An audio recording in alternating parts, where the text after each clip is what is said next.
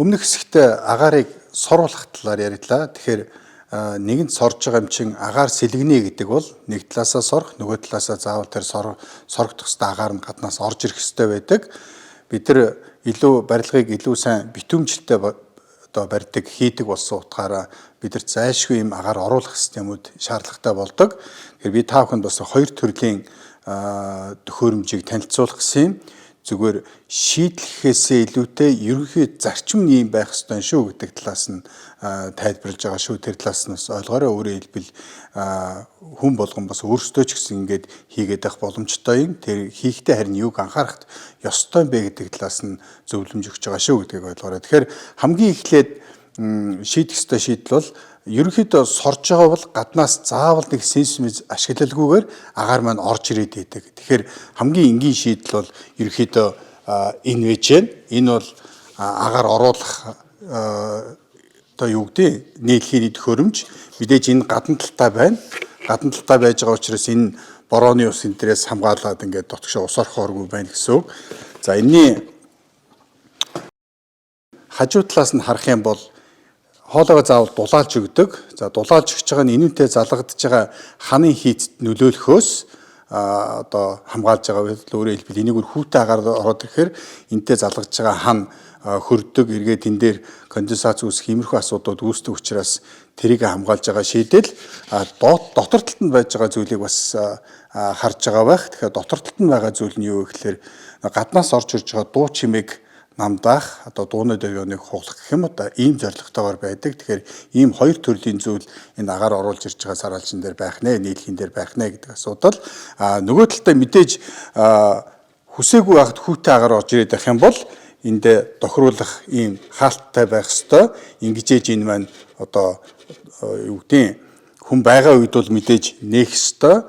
Хүн байхгүй үед бол хааж явах ёстой гэсэн ийм зарчмаар ажиллана гэсэн үг. Тэгэхээр энэ маань эргээд нөгөө хит их хүүтэй агаар орж ирээд тэрийг нь халаахын тулд бас илүү халаалт маань илүү ажиллаад байх гэдэг зүйлээс хамгаалж байгаа. Тэгэхээр заавал ийм тохируулахтай өөрөөр хэлбэл цөөхөн байх юм бол хагас онгойлгоно, олон хүн байх юм бол бүтэн онгойлгоно гэдэг эсвэл хөнгөө байх юм бол хаанаа ч гэдэг юм уу яг ийм зарчмаар ажиллана гэсэн үг. Тэгэхээр энэ бол агаар гаднаас агаар оруулж ирэх зайлшгүй нэг юм шаардлага. Мэдээж Улаанбаатар хотын хувьд нэг ялангуяа шороо тоос утааны асуудал орж ирдэг. Тэгэхээр эндээс хамгаалж хийх ёстой юм бол энэ шүүлтүрийн асуудал байж байгаа юм. Ерөнхийдөө шүүлтүр нь яг ангилах юм бол хоёр төрлийн шүүлтүр байдаг. Нэг нь шороо тоосны шүүлтүр. Энэ бол ерөнхийдөө жилийн турш хэрглэж болдог. За энэ төрлийн фильтр бол угааж болдгоор нэг онцлог байдаг. Өөрөөр хэлбэл 14 хоногт итгэж юм уу те өөрөөсөө бохирдыг харж агаад тодорхой хугацааны дараа угаа цэвэрлээд буцаагаад хийгээд ээж болдог. Нөгөөх нь утааны зориулттай фильтрүүд байдаг. За HEPA фильтрээс гадна F төрлийн гэж ярддаг. Одоо манайхаар бол дашаагаад улсын F-тэй тийм төрлийн фильтрүүд байдаг. За эдгээр бол үндсэндээ утаа буюу нарийн тоосонцорыг бууруулах зорилготой. Буюу нөгөө нэг халаалтын улиралд гаднаас их утаатай агаар орж ирэх гэдэг.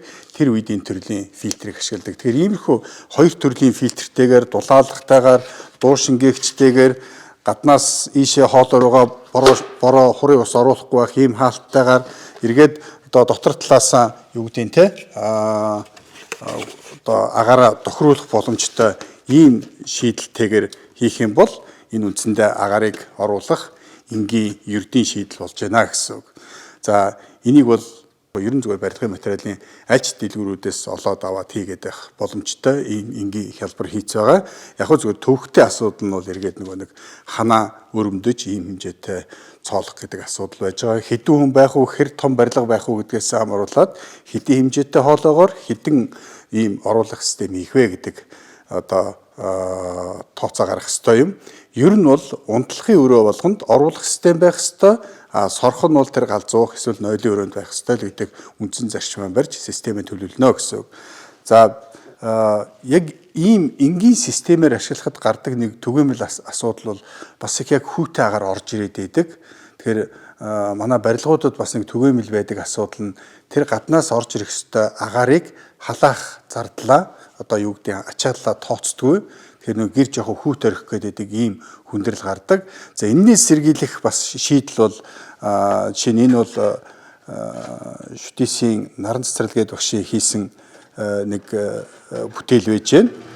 Юу вэ гэхээр энэ агаар халаагч гэдэг юмыг дотор талд нь хийж өгсөн. Яг агаар оруулах тал дээрээ тэгээд синстэй тэгээд энд халаах элемент нь байж байгаа.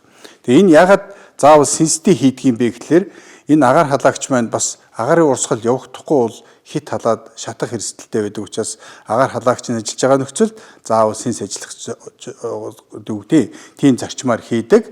Зүгээр энэ өөртөө термостаттай би яг агаараа хэдэн градустайгаар оруулж ирэх вэ гэдэг сонголтоо хийж болдог. Мэдээж өрөөний агараас арай нам температуртайгаар оруулж ирдэг. Мэдээж бас хавар намрын үйлдэлд энэ ажиллаад байх шаардлагагүй. Тэгээ ахаад энэ шийдлийн хувьд гэх юм бол бас л урдталтаа зардлуудаа ихсгэж байх боломжтой юм тохируулгуудтай тэрүүгээр хааж нээж болдог. Тэгэхээр ихсгэх үү багасгах уу гэдэг асуудал нь энэ дээр хийгдэж явж та гэсэн үг. Ялгаагүй тэр хоолойн ч гэсэн бас л нөгөө нэг дөрвчийн дурдсанчлан дулаалгатай байх ёстой. За ахаад энэ жишээ нь яг энэ системдээ зориулаад хийсэн зүйл нь гадна талаараа энэ яг орж байгаа хэсэгтээ утааны фильтртэй гаднаас орж ирж байгаа хэсэгт нь эргээд ийм шорооны фильтртэй нөгөө нэг нарийн фильтр маань бас эсэргүүцлэхтэй байдаг учраас илүү том гадаргуу үүсгэхийн тулд ийм конусын хэлбэрийн шийдэл гаргаж өгсөн байж байгаа. За дээрээс нь нөгөө нэг буцаж агаар үлээлэхгүй өөрөөр хэлбэл агарын буруу урсгал үүсэхгүй тул дотор нь бас ийм одоо үл буцаах гэх юм уу да ийм хавхлагнууд хийж өгдөг. За нэг ялангуяа нөгөө нэг ер нь бол яг унтлагын өрөөнөөс агаар ороод нойлын өрөөнөөс гараад зайлуулагдах хэвээр. Тэгэхээр зарим одоо нөхцөл байдлаас үүдээд эргээд сөрөг урсгал үүсчих гээд байдаг. Тэрнээс хамгаалахын тулд ийм бас буцаахгүй калапонгуудыг ч гэсэн шийдэж өгсөн байдаг. За тэгээ мэдээж гадна талтаа ус борооных нь хамгаалттай иймэрхүү байдлаар шийдэх хэвээр юм.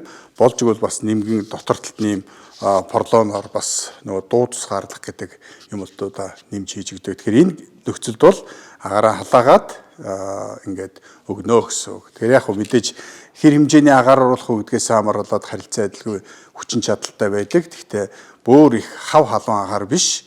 Ямар ч байсан нэг одоо бүлээн бүлбэр гэдэг чинь нэг 5-10 градустай ч юм уу тийм хэмжээний агаар оруулахад бол энэ халаагуур нь энэ хоолой хэмжээ идэртэйг уялдаад таарч байдаг.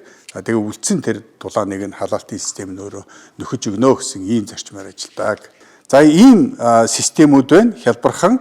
Тэгээд мэдээж өөр илүү одоо иж бүрэн систем хийя гэх юм бол одоо дулаан эргүүлэн ашиглагчтай гэдэг ийм системийг төлөвлөх одоо бүр иж бүрэн ийм механик систем төлөвлөх шаардлагатай болдог.